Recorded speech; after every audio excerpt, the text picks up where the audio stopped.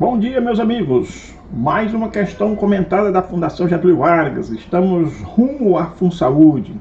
Nós estamos com o edital na praça, prova prevista para outubro deste ano, mas o edital já está lançado, as inscrições já estão abertas. E nós vamos, neste projeto, nessa jornada, numa preparação para o êxito na prova. Trazemos uma questão da Fundação Getúlio Vargas, aplicada em 2016, concurso do IBGE. Visando suprir a vazão demandada em um perímetro de irrigação de 1.800 litros por segundo, essa é a vazão demandada nesse perímetro de irrigação, o engenheiro precisa construir um reservatório de regularização. Reservatório de regularização é uma estratégia para a gente estabilizar ou tornar menos variável a vazão. A vazão ao longo do ano, no seu aspecto natural, é bastante variável. Períodos chuvosos, períodos de estios, que se intercalam e promovem naquela seção exutória ou seção de controle da bacia fluxo variável. Quando a gente implanta um projeto de irrigação, a gente quer garantir essa vazão demandada. E uma estratégia consiste exatamente em construir um reservatório para regularizar as vazões, para tornar as vazões com menor variabilidade, diminuir a variação dessas vazões.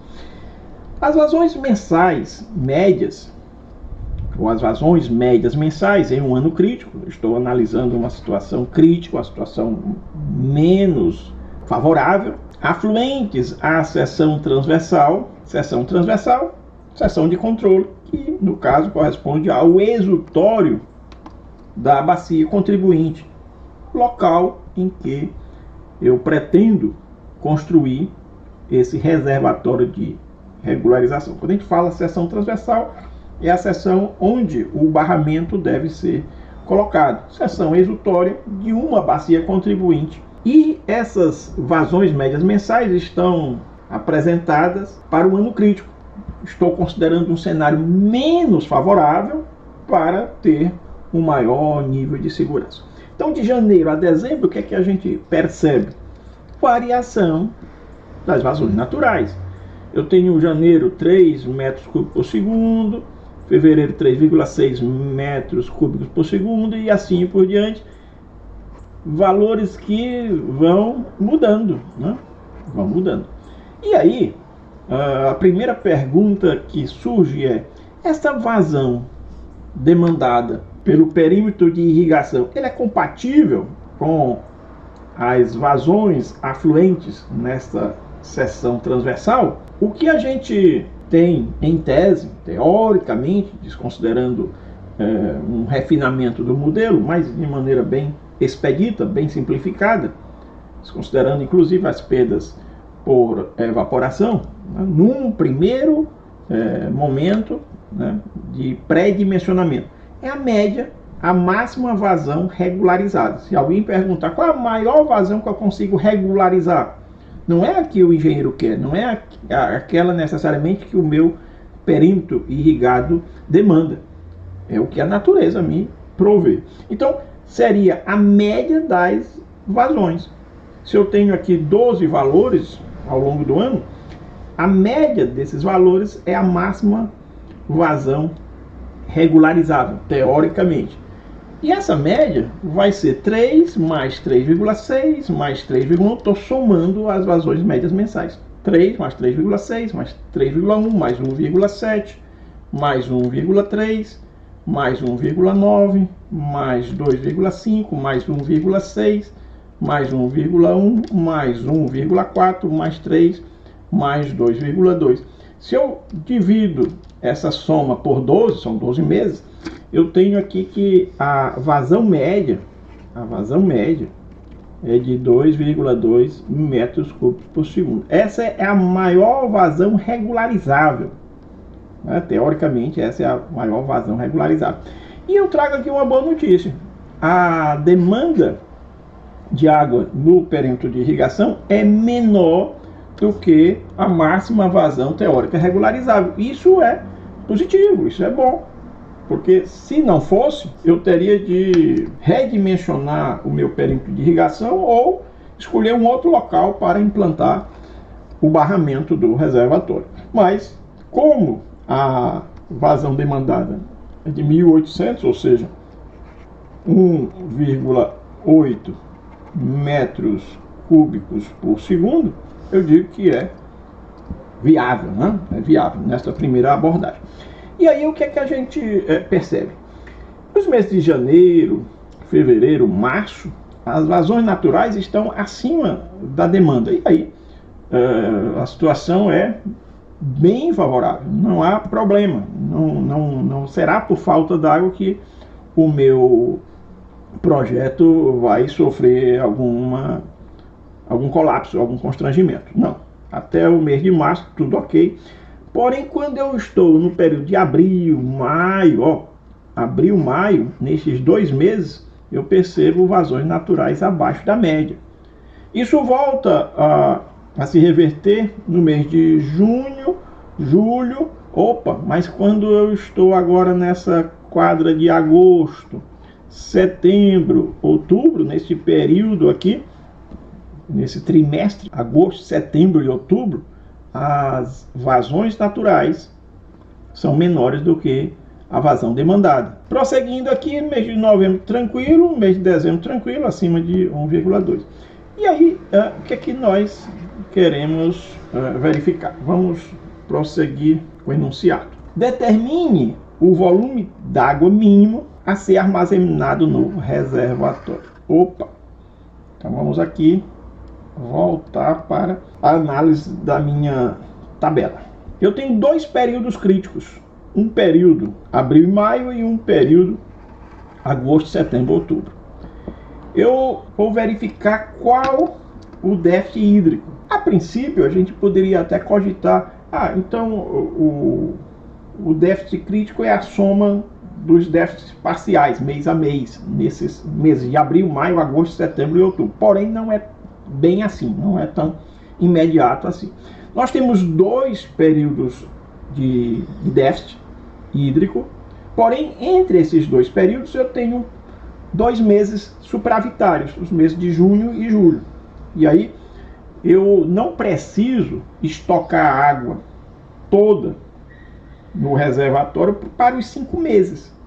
Eu tenho que garantir que no período mais crítico a água esteja disponível e que essa recarga total ou parcial seja viável nos meses que estão entre os períodos críticos.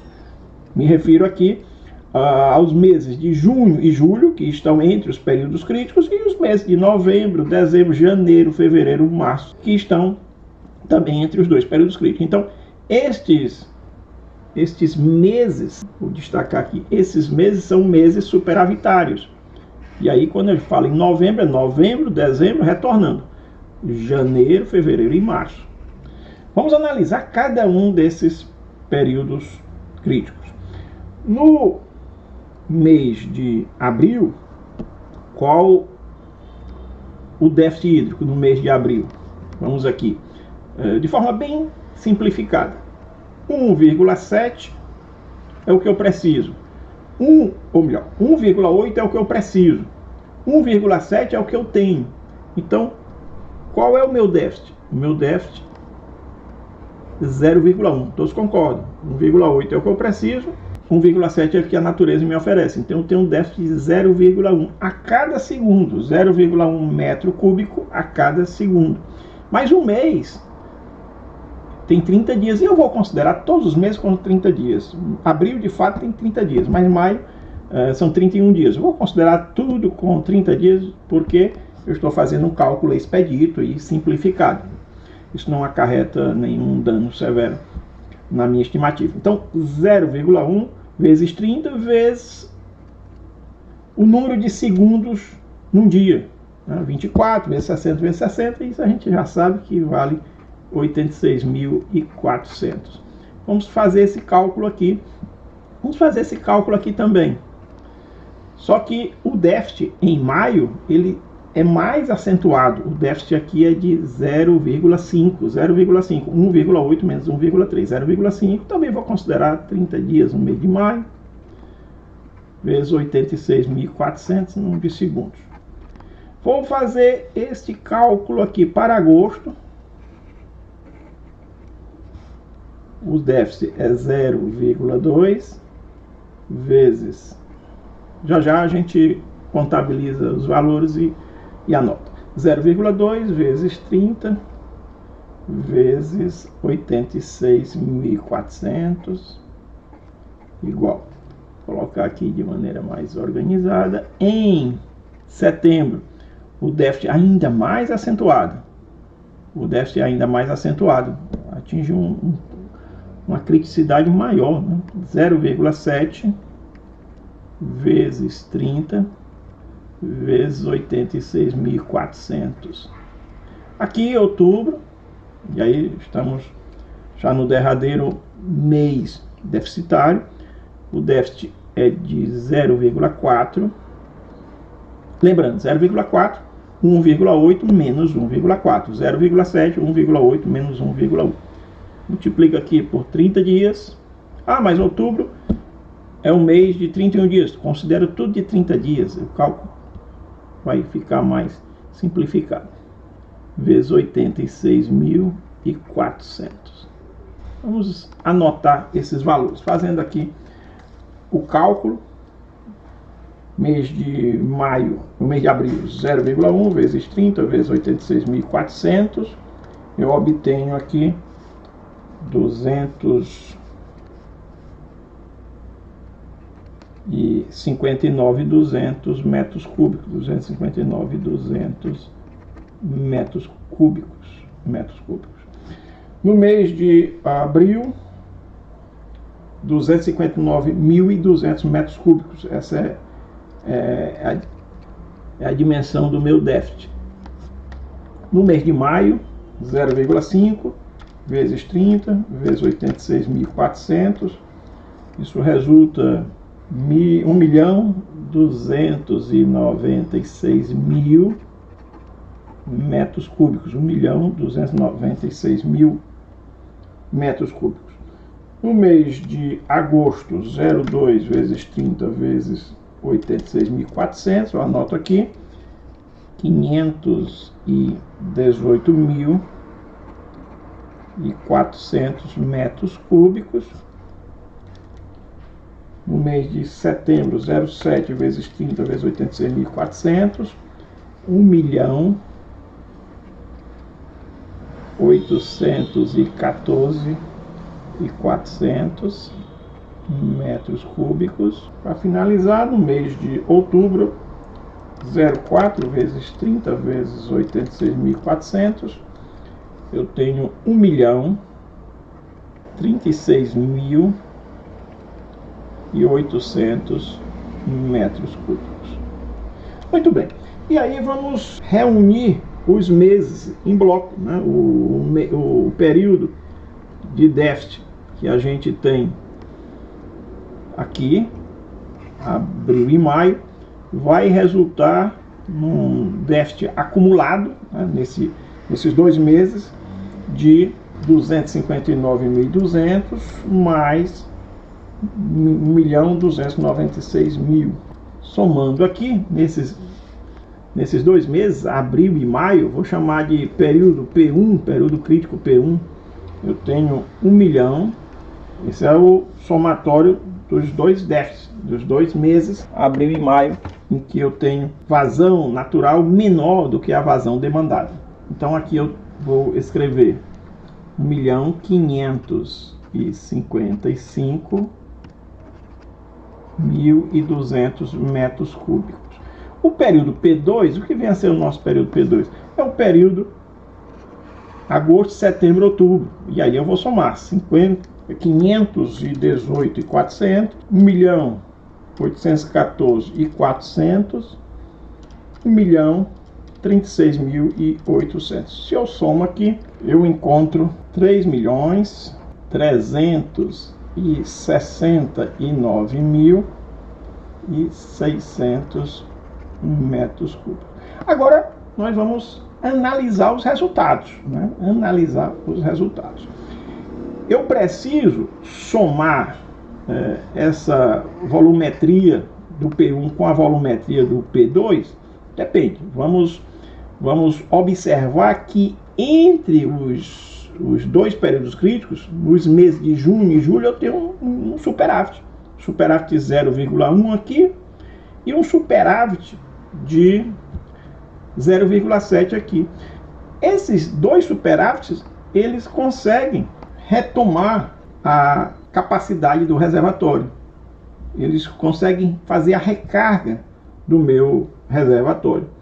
Eu tenho um bom superávit, vamos dizer 0,1 em junho, que já aplaca o déficit de abril, e em julho eu tenho um superávit 0,7, que é superior ao déficit de maio. Então, eu vou analisar agora somente o período agosto, setembro e outubro.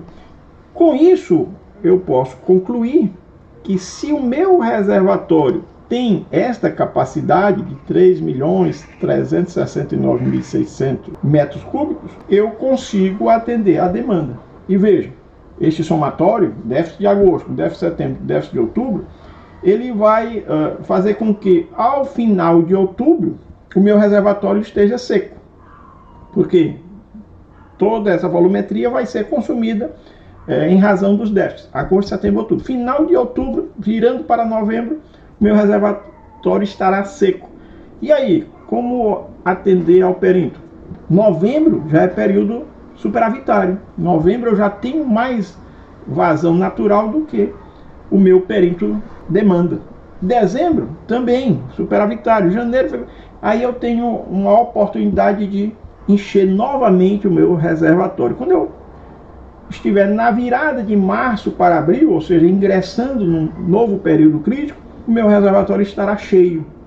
Ele vai ser parcialmente consumido, né? A água que estiver ali no meu reservatório vai ser parcialmente consumida em razão dos déficits de abril e maio. Porém, quando eu retomar o período superavitário de junho, eu vou ter a oportunidade de voltar a acumular água. E aí, junho e julho, eu consigo encher novamente meu reservatório. Meu reservatório em julho estará cheio. E cheio, permitindo que nesta sequência de meses deficitários, agosto, setembro e outubro, eu possa consumir a água estocada e aí o ciclo vai prosseguir.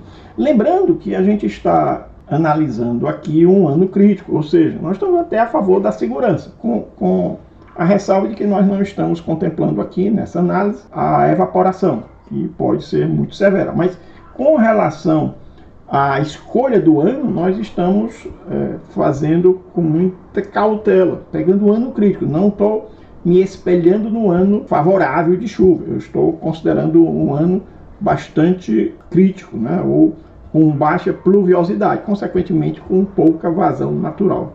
E aí a gente vai escolher a resposta correta. Resposta correta, como nós vimos, só confirmando, 3.369.600 metros cúbicos, e a expressão que melhor corresponde é a letra C, arredondando, né? Arredondando, 3,37 vezes 10 a sexta metros cúbicos. 1 milhão de metros cúbicos, 10 elevado a sexta metros cúbicos, é o que a gente chama de hectômetro cúbico. Eu poderia muito bem escrever a resposta, né? Já está arredondada aí, 3,37 hectômetros cúbicos. Essa seria a resposta correta, fazendo o arredondamento para duas casas decimais. Muito bem, meus amigos. É esta a nossa questão por hoje. Um forte abraço, até o nosso próximo vídeo.